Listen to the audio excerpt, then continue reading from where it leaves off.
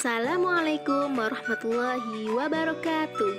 Selamat datang anak-anak di pembelajaran jarak jauh dalam jaringan di kelas 6 SD Islam Tompo Kersan Lumajang.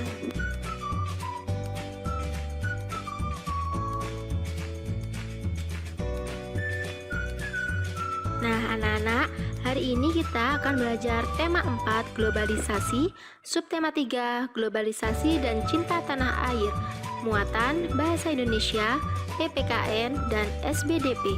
Bersama saya, Ustadzah Eva Faradina Putri Lestari. Sebelum pembelajaran kita mulai, marilah kita berdoa terlebih dahulu. Bismillahirrahmanirrahim. Raditu billahi rabba wa bil islami dina wa bi muhammadin nabiyya wa rasula. Rabbi zidni ilma warzuqni fahma waj'alni minas sholihin. Asyhadu an la ilaha illallah wa asyhadu anna muhammadar rasulullah. Tujuan pembelajaran kita hari ini yaitu yang pertama, menemukan informasi penting berdasarkan struktur teks. Yang kedua, langkah-langkah melengkapi teks rumpang. Yang ketiga, menentukan kosakata tidak baku dalam teks. Yang keempat, membuat gambar seri berdasarkan informasi teks. Yang kelima, sikap positif terhadap keberagaman kegiatan ekonomi. Yang keenam, menceritakan pengalaman cinta barang buatan Indonesia. Tujuan pembelajaran selanjutnya yaitu yang ketujuh, mengampanyekan ajakan bangga menggunakan barang buatan Indonesia melalui poster. Yang kedelapan, syarat brosur yang baik. Dan yang kesembilan, membuat brosur. Baik, untuk yang pertama, kita akan belajar tentang muatan pelajaran bahasa Indonesia. Menemukan informasi penting berdasarkan struktur teks. Struktur teks eksplanasi meliputi pernyataan umum, deret penjelas, dan simpulan. Selanjutnya, kita akan masuk pada pernyataan umum.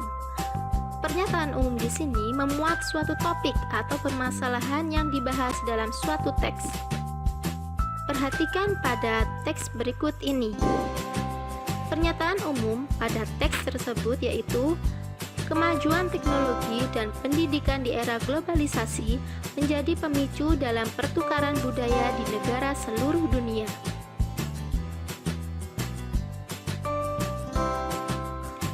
Selanjutnya, deret penjelas. Deret penjelas di sini berisi pernyataan pendukung, fakta, dan juga informasi-informasi yang mendukung topik utama.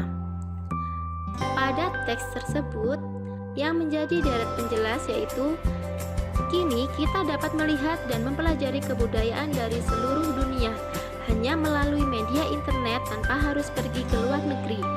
Mudahnya akses bepergian ke luar negeri juga bisa menjadi pemicunya, seperti orang dari luar negeri yang datang ke Indonesia dan membawa serta kebudayaan dan kesenian dari negara asalnya.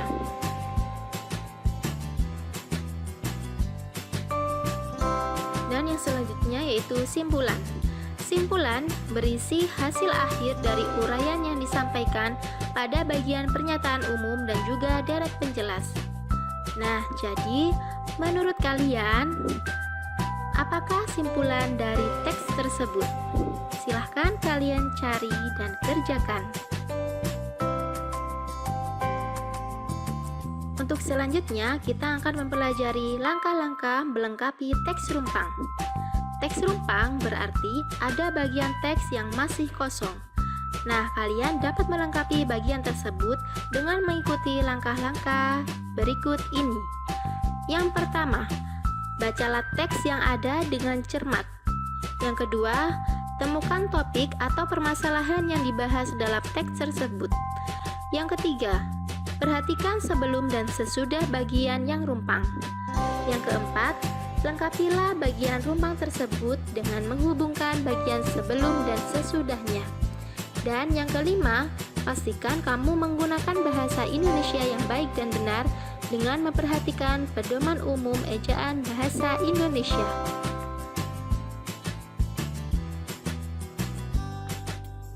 Nah, selanjutnya silahkan kalian mencoba melengkapi teks rumpang berikut ini.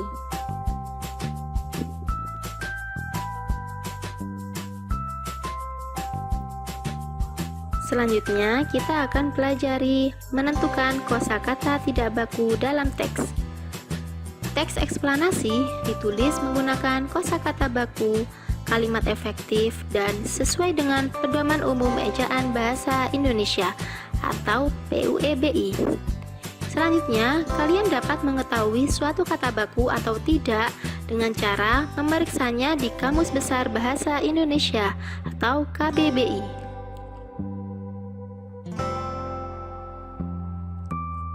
Nah, berikut ini merupakan contoh kosakata tidak baku dan kosakata baku.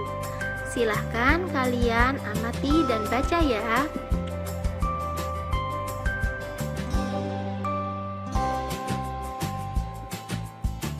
Materi selanjutnya yaitu membuat gambar seri berdasarkan informasi suatu teks. Informasi dari suatu teks dapat kita sajikan dalam bentuk gambar seri. Gambar seri memudahkan pembaca untuk memahami isi atau informasi dari teks. Gambar seri harus disajikan berurutan sesuai isi urutan informasi pada suatu teks.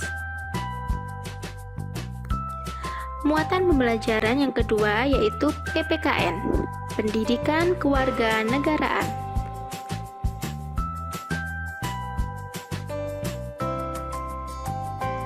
Untuk materi yang pertama, kita akan pelajari sikap positif terhadap keberagaman kegiatan ekonomi. Sikap positif terhadap keberagaman ekonomi dapat kita wujudkan dengan saling menghargai dan menghormati. Masyarakat yang memiliki kegiatan ekonomi yang sama harus bersaing dengan sehat, saling menghormati dan menghargai.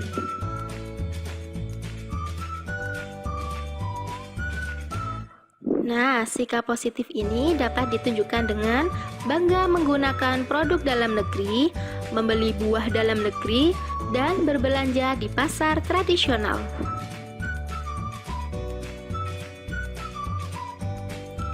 Menggunakan barang buatan dalam negeri dapat meningkatkan perekonomian masyarakat, sehingga mendorong pelaksanaan pembangunan nasional secara cepat.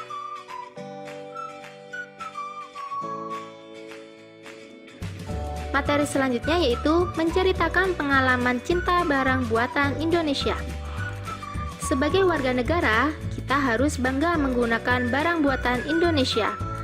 Penggunaan barang buatan Indonesia dapat mendukung pembangunan nasional karena ikut menyejahterakan para produsen dan pegawainya.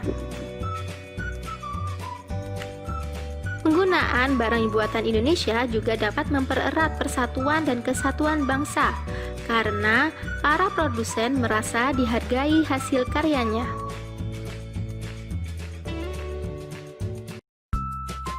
Selanjutnya yaitu mengampanyekan ajakan bangga menggunakan barang buatan Indonesia melalui poster. Kita sebagai warga negara harus mencintai tanah air dengan segenap hati. Cinta terhadap tanah air dapat diwujudkan dengan berbagai tindakan, seperti ikut mencintai barang buatan Indonesia. Jika kita mencintai barang buatan Indonesia, tentunya kita akan merasa bangga saat menggunakan barang tersebut. Nah, berikutnya yaitu tugas PPKN KD 4.3. Salah satu bentuk cinta tanah air adalah menggunakan berbagai produk dalam negeri. Nah, sekarang silakan kalian membuat sebuah poster tentang bangga menggunakan produk dalam negeri. Contoh poster seperti pada gambar di samping ya.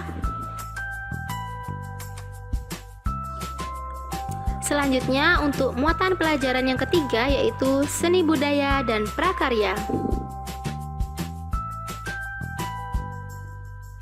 Untuk materi SBDP yang pertama yaitu syarat brosur yang baik. Syarat brosur yang baik yaitu judul yang terdapat di dalam brosur berukuran besar dan mudah terbaca oleh pembaca. Kemudian, tulisan di dalam brosur harus jelas dan mudah terbaca oleh pembaca. Selanjutnya, bahasa yang digunakan dalam menyampaikan informasi mudah dipahami dan diingat. Dan yang terakhir, gambar yang ada di dalam brosur berkaitan dengan isi atau topik brosur. Nah, selanjutnya perhatikan contoh brosur berikut ini. Yang pertama, brosur ini merupakan brosur untuk mempromosikan buku berseri lembar kreasi. Yang kedua, brosur ini juga menyajikan harga dari buku yang ditawarkan. Dan yang ketiga, brosur ini berisi tentang keunggulan dari buku berseri lembar kreasi. Selanjutnya kita akan pelajari yaitu membuat brosur. Kalian tahu tidak apa yang dimaksud brosur? Nah, brosur di sini merupakan salah satu bentuk reklame yang berisi informasi-informasi tentang produk atau imbauan tertentu. Brosur memuat tulisan dan gambar yang disusun secara menarik, sehingga pesan-pesan yang ada pada brosur dapat tersampaikan dengan baik kepada pembaca. Selanjutnya yaitu penugasan. Tugas SBDP KD 4.1 yaitu buatlah sebuah brosur tentang mencintai alat musik tradisional angklung yang sudah mendunia. Kalian bisa melihatnya pada buku Bu Pena halaman 77. Demikian pembelajaran kita hari ini. Terima kasih sudah mengikuti pembelajaran hari ini ya. Semoga pembelajaran kita hari ini bermanfaat dan sampai jumpa di video pembelajaran selanjutnya. Wassalamualaikum warahmatullahi wabarakatuh.